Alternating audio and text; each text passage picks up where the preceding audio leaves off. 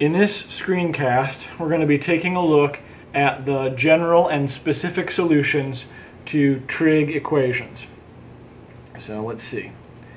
General and specific solutions to trig equations. Alright, so well, let's start with a trig equation. How about that sine theta is equal to 0? And what we want to do here is much the same as what we do in algebra, is I want to solve that equation for theta. I want to know what theta values satisfy, or I guess I could say that solve sine of theta is equal to 0. Alright, so if I think about what's going on here, I'm looking for an angle theta. When I take the sine of it, I get 0. So if I go over to my unit circle, and remember that the x values are the cosine of each angle, the y values are the sine of each angle, I'm looking for where the y value is equal to 0. And that happens in exactly two places around the unit circle. That's at 0 degrees and at 180 degrees. So let's go ahead and write that down. Theta is equal to 0 degrees and 180 degrees. And now I'm going to say, are there any other angles that satisfy that? Going back over here, think about what happens after I've gone around this unit circle once. I'm back at 360 degrees. So 360 degrees also satisfies this equation. And I can add another multiple of, or I guess another 180 degrees on that. And when I do that, I get 360 plus 180, which of course is 540. And then if I add another 180 degrees on, I get 720 degrees. And I could continue to do this potentially for forever. And so I'm going to write out ... as a way of expressing that these angles go on forever. Now, what is the graphical interpretation of what's going on here? Well, if I come over to a graph of, let me get rid of that guy, of sine x, you can see that everywhere the graph of sine x crosses the x-axis is a solution to the equation. So there's 0, 180, 360, 540, 720, and so on. And then I also notice I have negative angle solutions, like negative 180, negative 360, negative 540. Well, let me go ahead and put that in here too. So I've got negative 180, negative 360, and so on. And what I want to know is how to express all of these solutions, right? There are an infinite number of solutions to this equation in a very compact way. And what mathematicians do is they introduce something called a parameter, and they name it n. And so what I'm saying here is that the general solution can be expressed this way, that theta is equal to 180n, where n is any integer. Alright, n might be positive, it might be negative, and it can also be 0.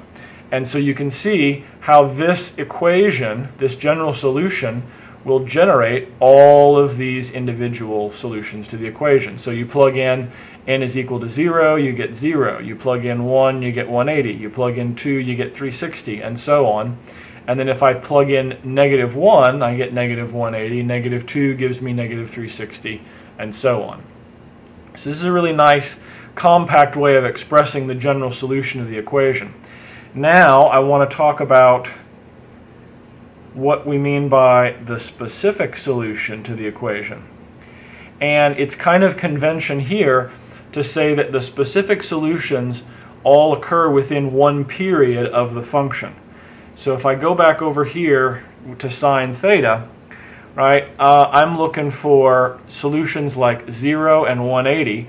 I'm not going to choose 360 because that's a repeat of 0. I'm not going to choose any negative angles because that's outside of this one period. So I'm going to say that for the specific solution, I need for theta to be inside of one period. That's between 0 degrees and 360 degrees. So my specific solutions are going to be 0 degrees and 180 degrees. So there you go. I've got a general solution, which is theta is equal to 180n, and also a specific solution where theta is equal to 0 degrees or 180 degrees. And that's the whole problem there of solving sine theta is equal to 0. Well, let's see what happens if I choose a different value besides 0. So suppose I had a different equation where sine of theta, let's make it equal to 1/2. And so again, I'm asking what values of theta satisfy or solve this equation. Where is sine theta equal to 1/2? Well, go back to the unit circle. And I'm looking for where the y-coordinate is positive 1/2. And that happens at 30 degrees, and it happens at 150 degrees, and nowhere else. So let me go ahead and write that down. Theta is equal to 30 degrees and 150 degrees. And then I have to ask the question, does it happen anywhere else? Well, it does. And to show you that, I'm going to go back to my graph of sine and add the line y is equal to 1/2 to that graph. And let me change the color here to black to make it clear what's going on. So now, instead of these being my intersection points, right, where I was looking at where the line crosses the x-axis, I'm now looking at where the line y equals 1/2 crosses the function. And there's 30 and 150. But then it happens again at 390 and 510. Well, where do these solutions come from? Well, if you think about it, this 30-degree solution, if I go a full one period ahead, that's 360 degrees. So I can add 360 to 30 and get 390. And by the same logic, I can take 150 and add 360 and get the 510 solution. I can also go in the negative x direction and get those solutions at negative 210 and negative 330. Okay, so let's think about how I'm going to write that down, supposing that I didn't have the graph, right? So supposing that I didn't have the graph, I would be looking at 30 degrees plus 360 degrees and 150 plus 360. And then dot, dot, dot, because of course that process continues on indefinitely. And so I can write down my general solution to that equation as being theta is equal to 30 degrees plus 360n, as well as 150 plus 360n, and remember n is any integer. Okay, so there's my general solution, and my specific solution are going to be angles that are within one period. So specific solution looks like this, right? Here I've only got 30 degrees and 150 degrees because those are the two angles that occur inside 0 and 360, inside the first period of sine of x. And so that's a solution to that trig equation of sine theta is equal to 1/2. Now there's one more example that I want to do before I end this screencast, and that happens to be an example where I'm not dealing with the unit circle anymore. So suppose I had the cosine of theta is equal to 0.42. So 0.42, that value, right, which is an x value because it's cosine, if we go back to the unit circle, I don't see anywhere on here where I have an x value that's equal to 0.42. I can kind of figure out that 0.42 is a little bit smaller than 1/2, so I know I'm going to be a little bit bigger than 60 degrees but smaller than 90 degrees. But my unit circle doesn't really help me here.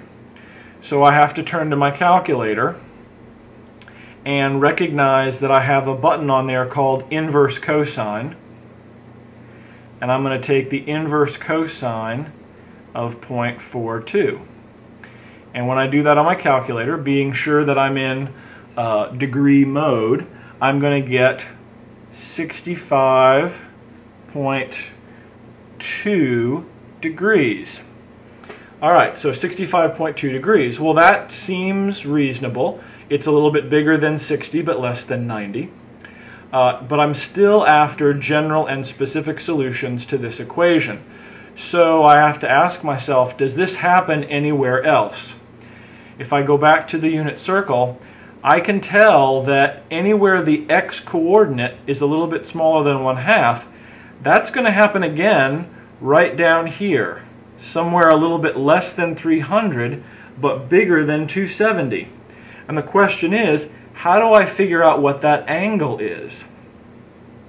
Well, I'm going to make use of the symmetry of the unit circle and say that if I found this angle up here to be 65 degrees, right, that was 65 degrees from 0 counterclockwise up the unit circle, I ought to be able to go down, right, where I guess this is actually counterclockwise, or no, that's in the clockwise direction, sorry about that.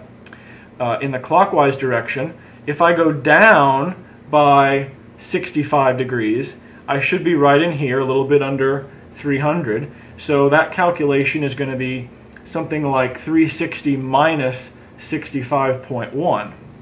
So let me go back here and say that another solution is 360 degrees minus 65.2, which turns out to be, let's see, that's 294.8 degrees. So there's another solution to this trig equation. Now, let's see what this looks like graphically. So I'm going to get rid of those guys and put in a graph of cosine, right? There's my graph of cosine. And I'm also going to add the line y is equal to 0.42. All right. Now, what have I got here? Well, there's an intersection point here at 65.2. That's good. And this guy, 294.8, is exactly the other solution that I found by taking 360 minus 65.2. So these two guys right here, 65.2 and 294.8, are all within the same period of cosine. So they'll be my specific solutions. And then to find the general solution, I need to utilize the periodic nature of the cosine function and say 65.2 plus 1 period. So I'm taking 65.2 and I'm going 1 full period ahead to find that guy. So that's going to be 65.2 plus 360. And then 294.8 plus 360 is going to put me over there. And I can continue that process indefinitely in the positive direction as well as in the negative direction. All right, so let's go and write that down. So let's write the specific solution first. All right, so I've got theta is equal to 65.2 degrees and 294.8 degrees. And then my general solution, all right, what I'm going to do here is I'm going to say 65.2 degrees plus some multiple of 360, as well as 294.8 plus 360n. Alright, so there's my general and specific solution for this trig equation. And at this point, you should be capable of solving most of the trig equations from the assignment. And of course, we'll be talking about this and practicing more in class, but that should give you a really solid foundation for understanding general and specific solutions to trig equations.